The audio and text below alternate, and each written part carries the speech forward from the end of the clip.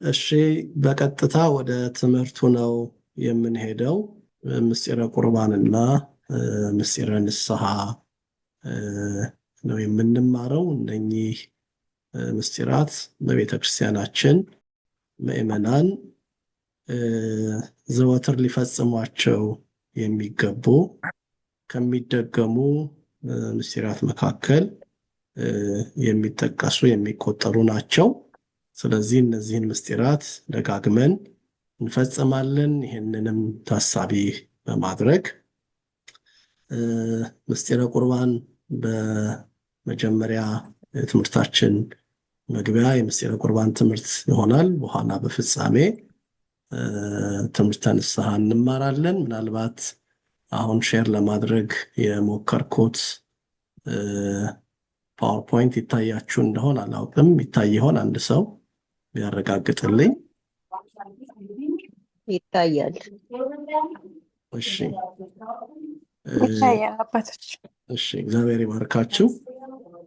ምስጢረ ቁርባን በቤተክርስቲያናችን የአምልኮ ማዕከል በሆነው ቤተክርስቲያናችን በዋናነት ስርዓተ አምልኮን በምትፈጽምበት በቅዳሴ አገልግሎት የሚከናወን ነው። የኛ ቤተክርስቲያን ሊቃውንት ቅዳሴን አክሊለ ስብሐት ነው የሚሉት። የምስጋና ዘውድ ወይም የምስጋና ራስ ነው የሚሉት። ማህሌት ቢሆን ሰዓታት ቢሆን ሌሎችም የቤተክርስቲያናችን አገልግሎት ከስርዓተ ቅዳሴው ጋር ለውድድር ለንጽጽር የሚቀርቡ አይደሉም። በእነኚህ ሁሉ አገልግሎቶች በእውነት ለእግዚአብሔር እንዘምራለን፣ እግዚአብሔርን እናመሰግናለን። በእነኚህ ሁሉ አገልግሎቶች ለእግዚአብሔር ስግደት ምስጋና እናቀርባለን። ግን በስርዓተ ቅዳሴ እንደምናደርገው በሰዓታት ምስጋና የቅዱስ ቁርባንን ምስጢር አንፈጽምም፣ በስርዓተ ማህሌትም አናደርግም። ስለዚህ ታላቁ ህብስቱንና ወይኑን በማቅረብ ስጋ ወልደ እግዚአብሔር ደመ ወልደ እግዚአብሔር ሆኖ ለኃጢአት ስርየት ለመድኃኒት የምንቀበለው ቅዱስ ስጋው ክቡር ደሙ የሚከናወነው በታላቁ የአምልኮ ክፍላችን በስርዓተ ቅዳሴው ነውና ይሄ ምስጢረ ቁርባን ትምህርት በቤተክርስቲያናችን ከምንማራቸው ምስጢራት መካከል ቀዳሚውና ትልቅ ስፍራ የምንሰጠው ትምህርት ነው ማለት ነው። ቀጥሎ የምናየው ምስጢረ ቁርባን የጌታችን የመድኃኒታችን የኢየሱስ ክርስቶስን ስጋና ደም በእምነት ተቀብለን ዘላለማዊ ሕይወት የምናገኝበት ምስጢር ነው። በርዕሱ እንዳያችሁት ምስጢረ ቁርባን ምንድን ነው ሲባል ምስጢረ ቁርባን የጌታችንና የመድኃኒታችን የኢየሱስ ክርስቶስን ቅዱስ ስጋውንና ክቡር ደሙን በእምነት ተቀብለን ዘላለማዊ ሕይወት የምናገኝበት ምስጢር ነው። ቁርባን የሚለው ቃሉ የሱርስት ቃል ነው። ትርጉሙ መስዋዕት ማለት ነው። ሁላችሁም እንደምታውቁት በብሉይ ኪዳን ዘመን እስራኤል ለእግዚአብሔር የተለያዩ መስዋዕቶች ያቀርቡ ነበር። ከእንስሳ ወገን የሆኑ የላም፣ የፍየል፣ የጊደር፣ የበግ የተለያዩ መስዋዕት ከእንስሳ ወገን ያቀርባሉ። የእህል ቁርባንም እንዲሁ ሌሎችም ለእግዚአብሔር የሚቀርቡ ቁርባኖች ወይም መስዋዕት ለእግዚአብሔር እስራኤል ያቀርባሉ እና ይሄ በአዲስ ኪዳን ግን የምናቀርበው ቁርባን ጌታችን አምላካችን መድኃኒታችን ኢየሱስ ክርስቶስ ስለ ኃጢአታችን ራሱን የተወደደ መስዋዕት ወይም ቤዛዊ መስዋዕት አድርጎ ያቀረበውን በዕለተ ዓርብ የተፈጸመውን በምሴተ ሐሙስ የመሰረተውን ይሄንን የአዲስ ኪዳን ቁርባን ወይም ቅዱስ ስጋውና ክቡር ደሙን በአዲስ ኪዳን የምንፈጽመው መስዋዕት ወይም ቁርባን እንለዋለን። በዚህ በዮሐንስ ወንጌል ምዕራፍ 1 ቁጥር 29 ላይ ዮሐንስ መጥምቅ ጌታችን ወደ መጠመቂያው ስፍራ ወደ ዮርዳኖስ በመጣ ጊዜ አስቀድሞ ሰዎችን ለንስሐ ያስተምር የነበረው ቅዱስ ዮሐንስ መጥምቅ ጌታን ሲያየው እንዲህ ነበር ያለው፣ ነዋ በግዑ ለእግዚአብሔር ዘያትት ኃጢአተ ዓለም፣ የዓለምን ኃጢአት የሚያስወግድ የእግዚአብሔር በግ እነሆ በማለት ጌታችን አምላካችንና መድኃኒታችን ኢየሱስ ክርስቶስ የዓለምን ኃጢአት የሚያስወግድ የእግዚአብሔር በግ ነው ብሎ ገልጦታል። ቅድም እንደነገርኳችሁ በብሉይ ኪዳን ዘመን ለኃጢአት ማስተስሪያ እንዲሆን የእንስሳ መስዋዕት ነበር የሚቀርበው። የእንስሳ መስዋዕት ነበር የሚቀርበው። በተለይ ቀንዱ ያልከረከረ፣ ጥፍሩ ያልዘረዘረ፣ ፀጉሩ ያላረረ ከእንስሳት ወገን መስዋዕት ለእግዚአብሔር ያቀርባሉ እስራኤል። እና ይሄንን መስዋዕት እስራኤል ስለሚያውቁ መድኃኒታችን ኢየሱስ ክርስቶስ ያ በብሉይ ኪዳን ዘመን ለሚታረደው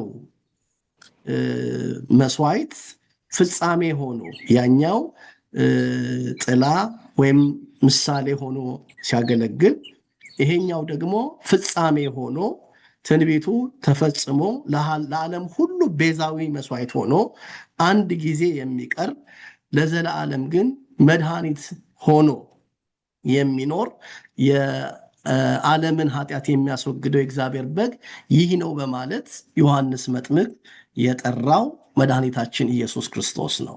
ያው በግልጽ ነገሮችን ለማስረገጥ ቁርባን የሚለው ቃሉ የስሩስት ነው ብለናል። ትርጉሙም መስዋዕት ነው ብለናል። በብሉይ ኪዳን ዘመን እስራኤል የተለያዩ መስዋዕት ለእግዚአብሔር ያቀርቡ እንደነበር ተመልክተናል። ከእህልም ቁርባን ወይም ደግሞ ከእንስሳም መስዋዕት ለእግዚአብሔር ያቀርቡ ነበር። የአዲስ ኪዳኑ ግን እነኚህ የእንስሳው መስዋዕት የእህል ቁርባንም ሁሉ ካለፉ በኋላ ይሄ ቤዛዊ መስዋዕት የእግዚአብሔር በግ የተባለው መድኃኒታችን ኢየሱስ ክርስቶስ ራሱን የተወደደ መስዋዕት አድርጎ በማቅረብ የአዲስ ኪዳን መስዋዕት እንደተጀመረ በጌታችን በመድኃኒታችን በኢየሱስ ክርስቶስ ቤዛነት ትምህርቱ ወይም መጽሐፍ ቅዱስ ወይም ቅዱሳት መጻሕፍት ያስረዱናል። እዚህ ኤፌሶን ምዕራፍ 5 ቁጥር 2 ላይ እንዲህ የሚል ቃል እናነባለን። ኤፌሶን ምዕራፍ 5 ቁጥር 2 ላይ ክርስቶስም ደግሞ እንደወደዳችሁ ለእግዚአብሔር የመዓዛ ሽታ የሚሆንን መባንና መስዋዕትን አድርጎ ስለ እናንተ ራሱን አሳልፎ እንደሰጠ በፍቅር ተመላለሱ። ቅዱስ ጳውሎስ በኤፌሶን ያሉትን ክርስቲያኖች ለመምከር የነገራቸው ቃል ክርስቶስ እንዴት እንደወደዳችሁ ስለ እናንተም ራሱን መልካም መዓዛ እንዳለው መስዋዕት አድርጎ ለእግዚአብሔር እንዳቀረበ እያስተዋላችሁ እርስ በእርሳችሁ ተዋደዱ ወይም ተፋቀሩ በማለት ቅዱስ ጳውሎስ ይሄንን ቃል ተናግሯል። እና ባጭሩ የብሉይ ኪዳን መስዋዕት የእንስሳ መስዋዕት ነበር። በአዲስ ኪዳን ግን የወልደ እግዚአብሔር የኢየሱስ ክርስቶስ ስለኛ ቅዱስ ሥጋውን መቁረስ ክቡር ደሙን በማፍሰስ አዲስ ኪዳን ከኛ ጋራ ወይም ደግሞ ከኛም በኋላ ለሚመጣው ለዘላለም የሚሆን ቤዛዊ መስዋዕት ሆኖ ራሱን አቅርቧል። ይሄ ምስጢረ ቁርባን ነው ትምህርቱ ብለናል። ለምንድን ነው ምስጢር የሚባለው? ምስጢረ ቁርባን ነው ትምህርቱ። ለምን ምስጢር ተባለ ብንል በሚታይ አገልግሎት የማይታይ ጸጋን ስለምናገኝበት፣ የመጀመሪያው በሚታይ አገልግሎት የማይታይ ጸጋን ስለምናገኝበት፣ ህብስቱ ተለውጦ የአምላክ ሥጋ ወይኑ ተቀይሮ ደመ መለኮት ስለሚሆን፣ ይሄም የሰው ልጅ ዕውቀት የሰው ልጅ አእምሮ መርምሮ የማይደርስበት በመሆኑ ምስጢር ተብሏል። በሚታየው ስርዓት ካህናቱ በዚያ በቅዳሴው ላይ የሚያደርጉትን የሚታይ ስርዓት ሁላችሁም ታውቃላችሁ። ያ የተዘጋጀው ህብስቱ ወደ ሥጋ አምላክነት፣ ያ የተዘጋጀው ወይኑ ደመ መለኮት ወይም የአምላካችን የኢየሱስ ክርስቶስ ክቡር ደሙ ሆኖ የሚለወጥበት ይሄ ቅዳሴው አገልግሎት ታላቅ ምስጢር ነውና በዚህ ምክንያት ትምህርቱ ምስጢረ ቁርባን ተብሎ ይነገራልና ይሄን የምስጢረ ቁርባን ትምህርት ስንማር ምንድነው ምስጢር ያሰኘው? እኛ እንዳናየው በመጋረጃ መጋረዱ ነው ወይስ ምንድነው ምስጢር የሚያሰኘው ስትባሉ፣ ምስጢር ያሰኘው በሚታይ ስርዓት የማይታይ እኛ የማንመረምረው እኛ የማንደርስበት በመንፈስ ቅዱስ አሰራር ህብስቱ ተለውጦ ስጋ አምላክ መሆኑ፣ ደሙ ተለውጦ ደመ መለኮት ወይም ደግሞ የአምላካችን የመድኃኒታችን የኢየሱስ ክርስቶስ ክቡር ደሙ መሆኑ ምስጢር ያሰኘዋል። ከዚህ ቀጥሎ የምናየው ነጥብ የአዲስ ኪዳን ቁርባን የመፈተት ስርዓት ያው የተጀመረው በጸሎተ ሐሙስ ነው። መቼ የተጀመረ ሲባል ሁላችሁም እንደምታውቁት በምሴተ ሐሙስ ጌታችን ደቀ መዛሙርቱን እግራቸውን ካጠበ በኋላ የአዲስ ቁርባንን የመፈተቱ ስርዓት ወይም ደግሞ በጌታችን ኢየሱስ ክርስቶስ ህብስቱንና ወይኑን አዘጋጅቶ ህብስቱን ባርኮ ይህ ስጋዬ ነው፣ ወይኑን ባርኮ ደግሞ ይህ ደሜ ነው ብሎ በማቴዎስ ወንጌል ምዕራፍ 26 ቁጥር 26 ላይ በጸሎተ ሐሙስ ምሽት ከመያዙ የመጨረሻው ሰዓት ላይ ያደረገው ታላቅ ምስጢር ወይም ታላቅ ስርዓት ነው። ያ የተመሰረተበት ዕለት ነው ብንል እንኳን መድኃኒታችን ኢየሱስ ክርስቶስ ቁርባንን የነገረን ወይም ደግሞ የፈጸመው በዕለተ ዓርብ በመስቀል ላይ ነው።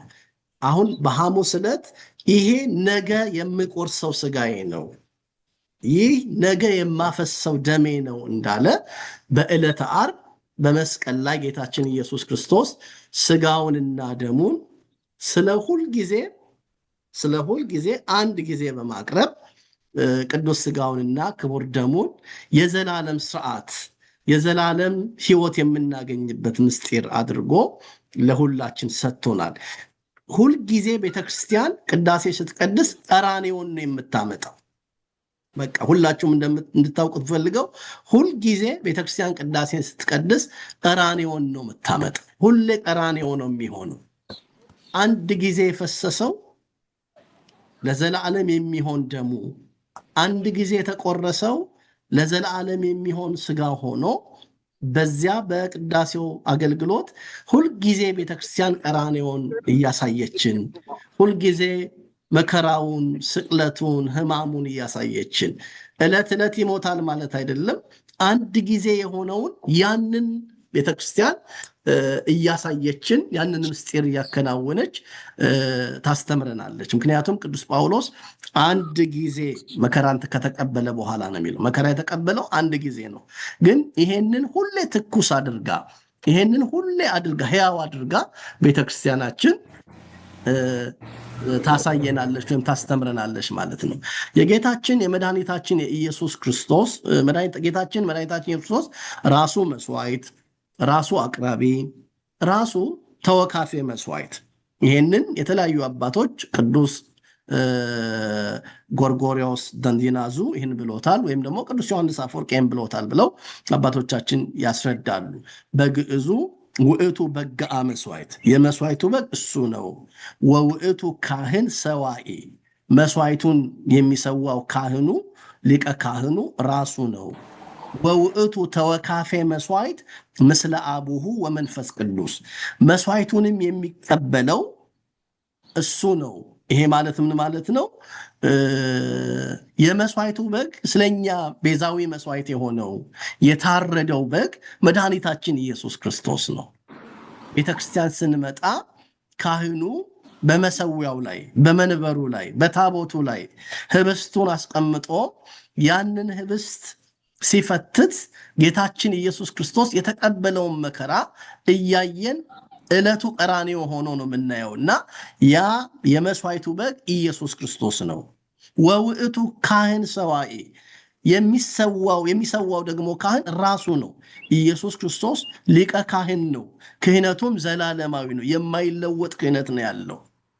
እንደ ብሉይ ኪዳኑ ዘመን አይደለም። እርሱ የዘላለም ካህን ነው ተብሎ ተነግሮለታል። አንተ ካህኑ ለዓለም በከመ ሲመቱ ለመልከ ጼዴቅ የተባለለት እሱ ነው ካህኑ እና መስዋዕቱንም የሚቀበለው ደግሞ የባህሪ አምላክ እርሱ በመሆኑ ከባህሪ አባቱ ከአብና ከባህሪ ሕይወቱ ከመንፈስ ቅዱስ ጋር መስዋዕቱን የሚቀበልም እሱ ነው እና ይሄንን እንድናውቅ ያስፈልጋል። ምስጢር የተባለበት ምክንያት ቅድም የዘረዘርኩት ነው። የአዲስ ኪዳን ቁርባን የመፈተት ስርዓት ቅድም እንዳልኩት በጸሎተ ሐሙስ ጌታችን ያሳየው ያስተማረው ያደረገው ቢሆንም በዕለተ ዓርብ ፕራክቲካል በሆነ መንገድ መድኃኒታችን ኢየሱስ ክርስቶስ መከራ ተቀብሎ ስጋውን ቆርሶ ደሙን አፈሶ ያንን በዕለተ ሐሙስ ህብስቱን በመባረክ ወይኑን በመቀደስ ስጋዬ ነው ደሜ ነው ብሎ የተናገረው ጌታ በዕለተ ዓርብ ያንን በቀራንዮ መስቀል ላይ ፈጽሞታል። ሌላው እዚህ ክፍል ላይ የምናየው ነጥብ በቅዱስ ቁርባን የሚገኙ ጸጋዎች ነው። በቅዱስ ቁርባን የሚገኙ ጸጋዎች ነው። ምንድነው? አንድ ምእመን አሁን እዚህ ውስጥ ያላችሁ ቅዱስ ስጋውን ክቡር ደሙን ከተቀበላችሁ ብዙ ዘመን የቆያችሁ ከቅዱስ ቁርባን ርቃችሁ ያላችሁ ዛሬ ይሄን ትምህርት ስናዘጋጅ ትምህርቱ የተዘጋጀበት ዋናው መሰረታዊ ዓላማ በቤተ ክርስቲያናችን የተጠመቁ ምእመናን ምናልባት ይሄ ንዑሰ ክርስቲያን የተባሉ ያልተጠመቁ በጥንቷ ቤተ ክርስቲያን መጥተው የስልጠና ትምህርት እየተማሩ የቤተ ክርስቲያኒቱን ስርዓት እያዩ ጻኡ ንዑሰ ክርስቲያን ሲባል እየወጡ የሚሄዱ እስኪጠመቁ ድረስ የሚቆዩ ምእመናን ወይም ደግሞ አዳዲስ አማኞች አሉ። በተለይ ይህንን በተመለከተ ቅዱስ ቄርሎስ ዘኢየሩሳሌም የሚባል ካቴኪዝም የሚባል ትምህርት ወይም የአማኞች የስልጠና ትምህርት አለውና በዚያ ትምህርት ላይ እያዩ ስርዓቱ እንዲቆዩ የሚደረጉ በኋላ የሚጠመቋል። በኢትዮጵያ ቤተክርስቲያን እውነት ለመናገር አብዛኛዎቻችን የአማኞች ልጆች ነን። ክርስትና ወደ አሕዛብ በሄደ ጊዜ አደልቶች ይጠመቁ ነበር፣ ትልልቅ ሰዎች ይጠመቁ ነበር። በይሁዳም በኢየሩሳሌምም እንደዚሁ የአደልት ጥምቀት እየተደረገ ወይም ያመኑ ሰዎች እየተጠመቁ በሐዋርያት ሥራ ላይ ስናነብ ይማራሉ። በውሃ እንዳልጠመቅ የሚከለክለኝ ማን ነው እያሉ ይጠመቃሉ። ጌታም ሐዋርያትን ባስተማራቸው ጊዜ ሂዱና አሕዛብን በአብ በወልድ በመንፈስ ቅዱስ ስም እያጠመቃችሁ እያስተማራችሁ ደቀ መዛሙርት ያድርጓቸው እንዳለ ብዙዎች በጎልማሳነት ዕድሜ ወደ ክርስትናው ይመጣሉ። በእኛ ቤተ ክርስቲያን ምናልባት በፐርሰንት መናገር ቁጥር መናገር እንዲገባኝ ስለማላምን ነውና ወይም ቁጥር አልናገርም። አብዛኛው ፐርሰንት የአማኞች ልጆች ናቸው ቤተክርስቲያን የሚጠመቁት እና ያ በመሆኑ የንዑሰ ክርስቲያን ትምህርት ብዙ በተስፋፋ በተደራጀ ሁኔታ የለንም ወይም አሁን አናስተምርም። ነጥቤን ልመለስና ብዙ ሰዎች ከስጋው ደሙ የራቅን ግን የተጠመቅን አማኞች ክርስቲያኖች በአብ በወልድ በመንፈስ ቅዱስ ስም አምነን በ40 እና በ80 ቀን ሀብተ ወልድ ያገኘን ክርስቲያኖች ነን። ግን ስጋውና ደሙን አንቀበልም። የማንቀበልባቸው ምክንያቶችን ወደፊት ስንመጣ እንዘረዝራቸዋለን፣ እንደ ምክንያት የምናቀርባቸውን ማለት ነው። ግን ስጋውና ደሙን በመቀበል የሚገኙ ጸጋዎች ምንድን ናቸው ሲባል አንደኛው የኃጢአት ስርየት ነው። የኃጢአት ስርየት ነው። የማቴዎስ ወንጌልን አነባለሁኝ። የማቴዎስ ወንጌል ምዕራፍ 26 ቁጥር 28ን አነባለሁ። መጽሐፍ ቅዱስ ያላችሁ ብታወጡና አብረን ብናነብ ደስ ይለኛል። የማቴዎስ ወንጌል ምዕራፍ 26 ቁጥር 28 ላይ ቅድም እንዳልኳችሁ ጌታችን ጽዋውን አንስቶ አመስግኖ ሰጣቸው፣ እንዲህም አለ፣ ሁላችሁም ከእርሱ ጠጡ፣ ስለ ብዙዎች ለኃጢአት ይቅርታ የሚፈስ የአዲስ ኪዳን ደሜ ይህ ነው አላቸው ይላል። ተመልከቱ፣ ለኃጢአት ይቅርታ። ለዚህ ሁላችን ኃጢአተኛ መሆናችንን እናምናለን። ቅዱስ ስጋውንና ክቡር ደሙን የምንቀበለው ለኃጢአት ይቅርታ ነው ማለት ነው። እየሰማችሁኝ ነው? እኛ ስለበቃን ወይም ቅድስና ስላለን ሳይሆን ቅዱስ ስጋውን ክቡር ደሙን በተቀበልን ቁጥር የኃጢአት ይቅርታ ነው የምናገኘው።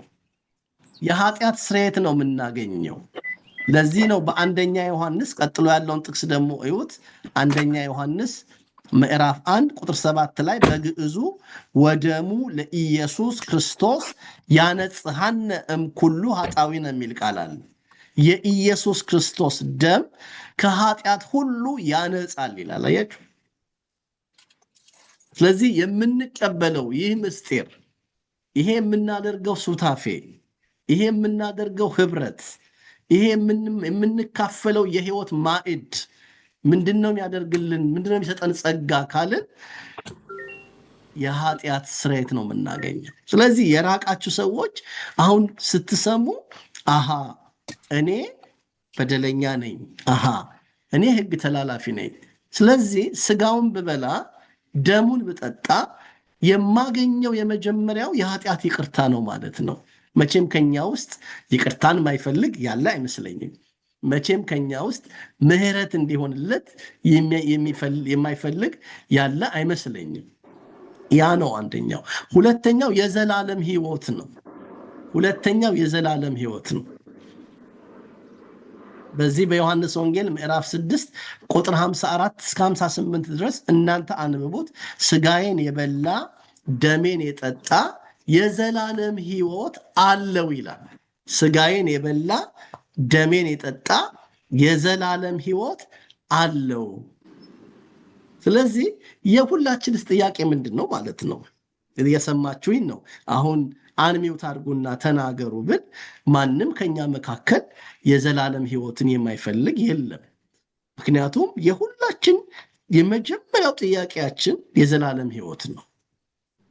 ዋናው ጉዳያችን ክርስቲያን የመሆናችን፣ የማመናችን፣ የመጠመቃችን፣ በእግዚአብሔር ቤት በአግባብና በስርዓቱ የመኖራችን ትልቁ ዓላማ የዘላለም ህይወት ማግኘት ነው። የዘላለም ህይወት ማግኘት ነው። ሌሎቹ ትርፎች ናቸው፣ ሁለተኛ ናቸው። ምድራዊ በረከቶች ሁለተኛና ሶስተኛ ነገሮች ናቸው። አንደኛው ነገራችሁ ምንድነው ሲባል የዘላለም ህይወት ማግኘት፣ የኃጢአት ስርየት ማግኘት ነው። ይሄ ደግሞ የሚገኘው በቅዱስ ስጋው በክቡር ደሙ ነው። ጌታችን ሲያስተምር ይሄንን ያለው ከሰማይ የወረደው የህይወት እንጀራ እኔ ነኝ ያለው ኢየሱስ ክርስቶስ ስጋዬን የሚበላ ደሜን የሚጠጣ የዘላለም ህይወት አለው። ስጋዬ እውነተኛ መብል ነው፣ ደሜም እውነተኛ መጠጥ ነው ብሎ ይሄንን ቃል መድኃኒታችን ኢየሱስ ክርስቶስ ነግሮናልና ቅዱስ ስጋውን ክቡር ደሙን የምንቀበለው ሌላው ምክንያታችን የዘላለም ህይወት ለማግኘት ነው። ይሄ ነው የምናገኘው ጸጋ። በቅዱስ ቁርባን ህይወት ውስጥ ስንኖር የምናገኘው ጸጋ ይሄ ነው። ሌላው እኛ በጌታችን ህይወት ውስጥ፣ ጌታም በእኛ ህይወት ውስጥ ይኖራል። ስጋዬን የሚበላ ደሜን የሚጠጣ በእኔ ይኖራል። አያችሁ፣ የእግዚአብሔር መቅደስ ነው ምን ሆነው፣ የእግዚአብሔር ማደሪያ ነው ምን ሆነው። አንድ ሰው ስጋውን ሲበላ ደሙን ሲጠጣ የጌታ ማደሪያ ነው የሚሆነው። እና አሁን ቃሉን የምትሰሙ ወንድሞች እህቶች ስጋውንና ደሙን ተቀበሉ ሲባል ብዙ ምክንያት የምናቀርብ ሰዎች እንዲታወቅ የምፈልገው ስጋውን የሚቀበል ሰው ወይም ስጋውን የሚበላ ሰው ደሙን የሚጠጣ ሰው ከእግዚአብሔር ጋራ ህብረት ያደርጋል፣ ከእግዚአብሔር ጋራ አንድነት ያደርጋል፣ ወይም እግዚአብሔር በእርሱ ሰውነት ወይም መቅደስነት ያድራል ማለት ነው።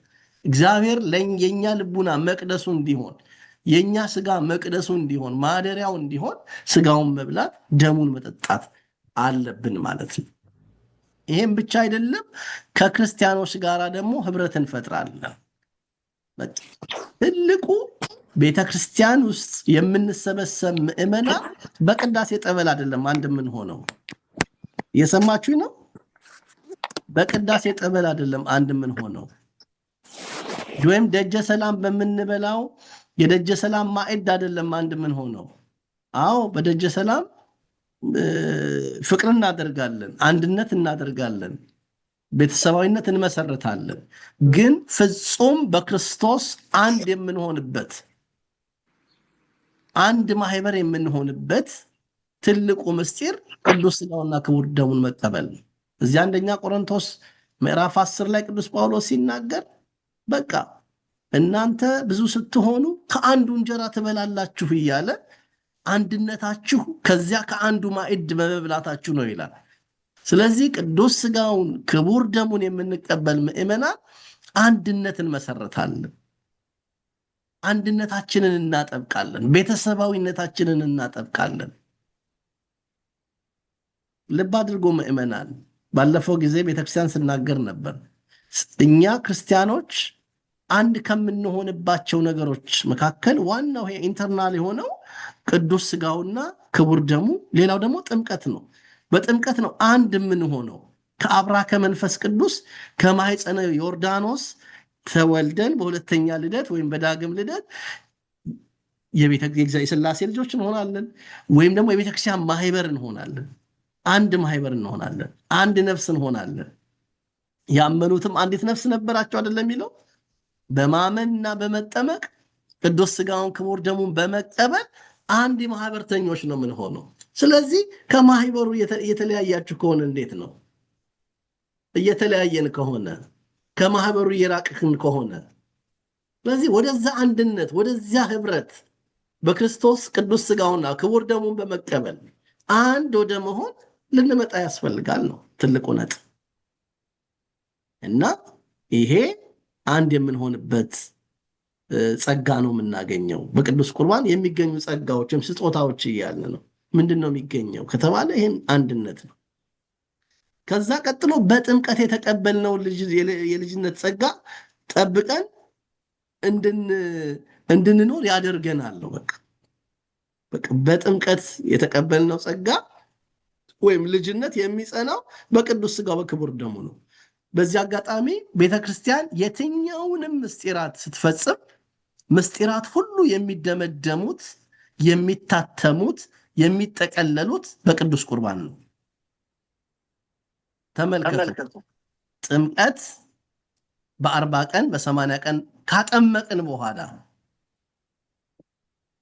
በቅባ ቅዱስ ወይም የቅዱስ ማነው ቅባ ቅዱሱን ሜሮኑን በግንባሩ በሕፃኑ ላይ አድርገን ምልክት ማህተም ካደረግን በኋላ ወደ ቤተ መቅደስ እንዲሄዱ ነው የምናደርጋቸው። አያችሁ፣ ያ ምስጢር ሙሉ የሚሆነው ቅዱስ ሥጋውን ክቡር ደሙን በመቀበል። ክህነት ብትሉ አንድ ሰው ክህነት በተቀበለ ጊዜ ክህነቱን በተቀበለ ቀን ቅዱስ ሥጋውን ክቡር ደሙን እንዲቀበል ነው የሚደረገው። ሌሎችም ምስጢራት ምስጢረ ንስሐም ቢፈጽም ንስሐ የገባ ሰው መጨረሻው ሥጋውና ደሙን መቀበል ነው። ስለዚህ የንስሐ ሕይወት ልምምድ ያላችሁ ሰዎች ሙሉ የምታደርጉት ንስሐውን በሥጋው ደሙ ስታጸኑት ነው። እና ጥምቀት የማነው ቁርባን የምስጢራት ሁሉ መደምደሚያ ነው። የምስጢራት ሁሉ ማተሚያ ነው። የምስጢራት ሁሉ ማረጋገጫ ነው። እና ይሄንን ማሰብ ነው። ሌላው የጌታን ሕማምና ሞት እያሰብን በምናደርገው የቅዳሴ አገልግሎት ምክንያት የእግዚአብሔር ፍቅር በልባችን በስቶ ይፈሳል ይላል። ሮሜ 5:5 ላይ ያለውን ቃል እናያለን። ሮሜ 5:5 ላይ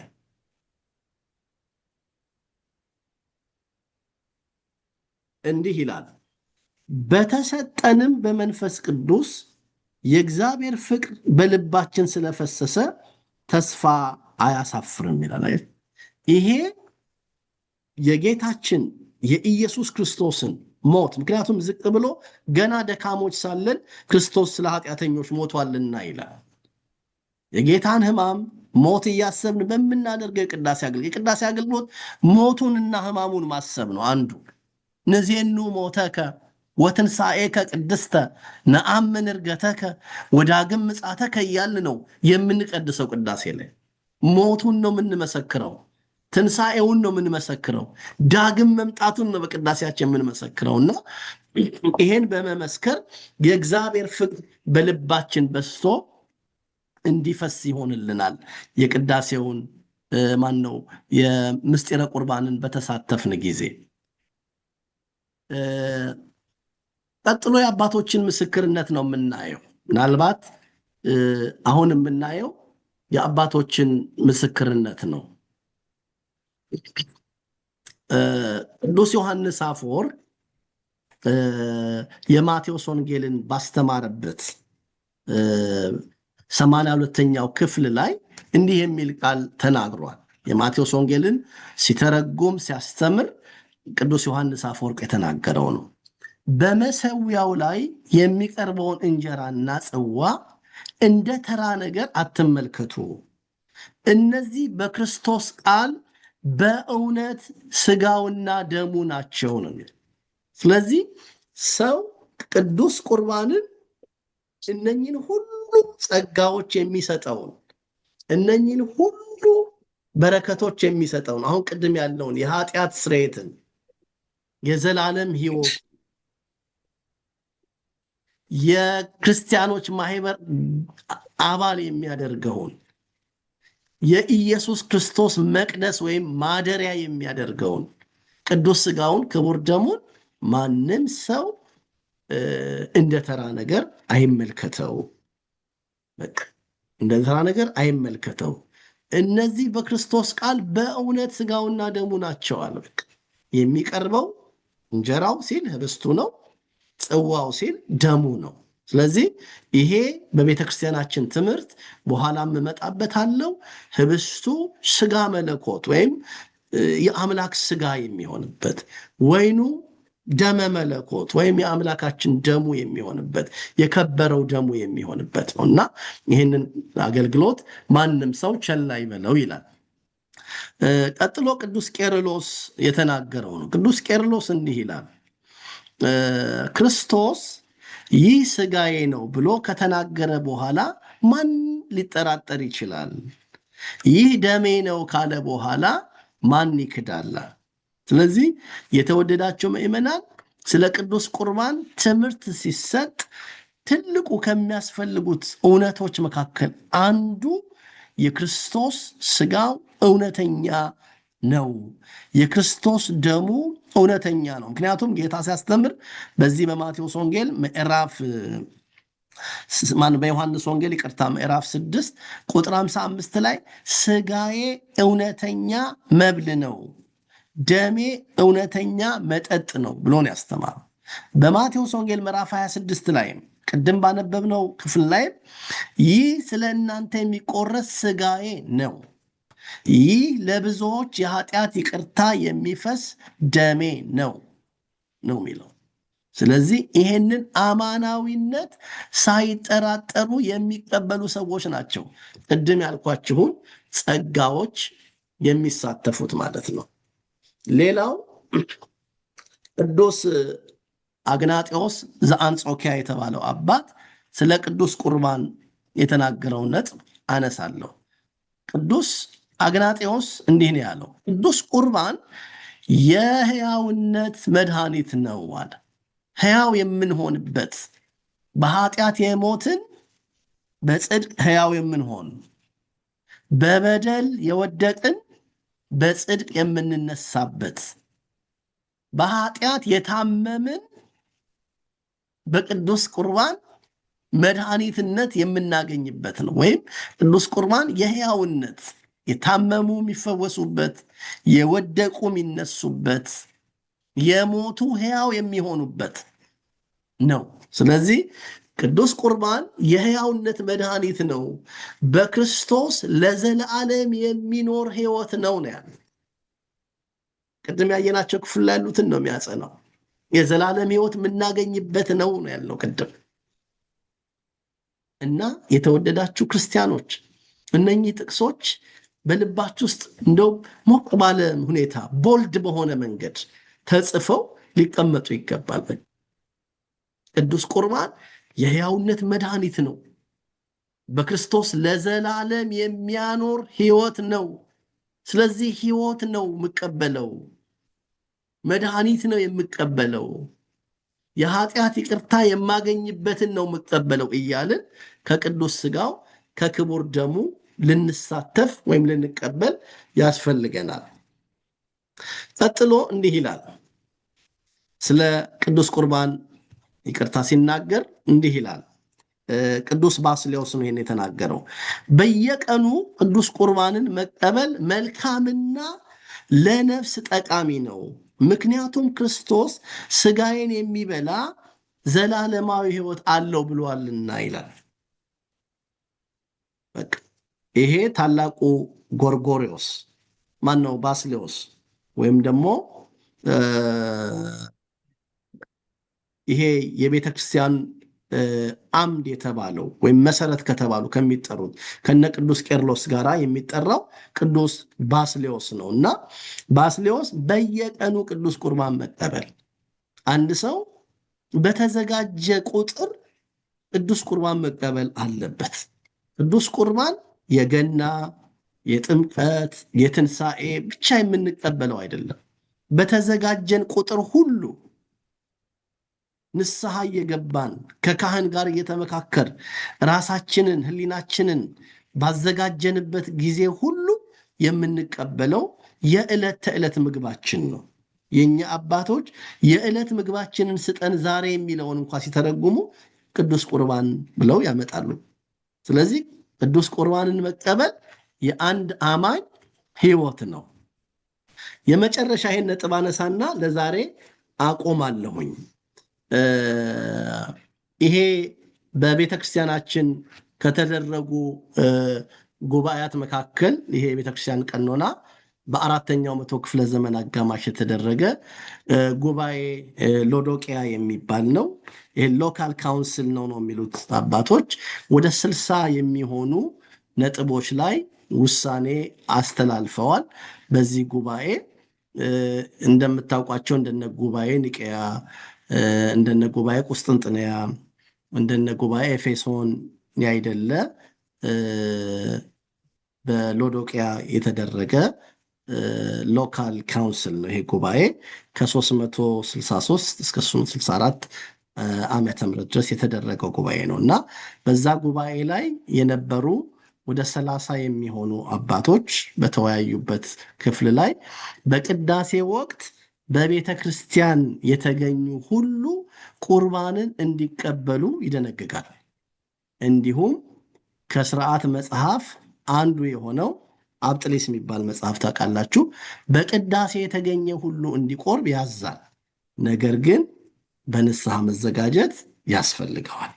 ስለዚህ ቅዱስ ቁርባን በተገኘን ቁጥር፣ ራሳችንን ባዘጋጀን ቁጥር፣ ቅድም እንዳልኩት በተሰናዳን ቁጥር የምንቀበለውና በመጀመሪያው ስላይድ ላይ እንዳሳየዋችሁ የተለያዩ ጸጋዎችን የምንሳተፍበት የምንቀበልበት፣ የኃጢአት ስርየት የምናገኝበት፣ የዘላለም ሕይወት የምናገኝበት፣ የክርስቶስ መቅደስ ወይም ማደሪያ የምንሆንበት፣ ከአማኞች ጋር ህብረት የምናደርግበት ታላቅ ምስጢር ነው ምስጢረ ቁርባን። እና እነኚህን ነጥቦች ዛሬ ካነሳን በሚቀጥለው ጊዜ ሌሎች ነጥቦችን እንዲሁ እናነሳለን።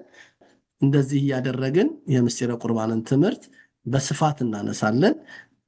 በተለይ ግን በግላችሁ ስለ ቅዱስ ቁርባን ማወቅ የምትፈልጉት፣ መገንዘብ የምትፈልጉት፣ ጥያቄ የሚሆንባችሁ የዛሬን ብቻ ትምህርት ብቻ በተመለከተ ሳይሆን ወደፊትም ማድረስ ለማድረግ እንድችል ማናቸውንም ጥያቄዎች በቅዱስ ቁርባን ትምህርታችን ዙሪያ ማቅረብ የምትችሉ ይሆናል። እግዚአብሔር ይባርካችሁ። ያስተማረን የመከረን አምላካችን እግዚአብሔር ስሙ ይክበር ይመስገን። ስሙ ይክበር ይመስገን። እግዚአብሔር ይባርካችሁ።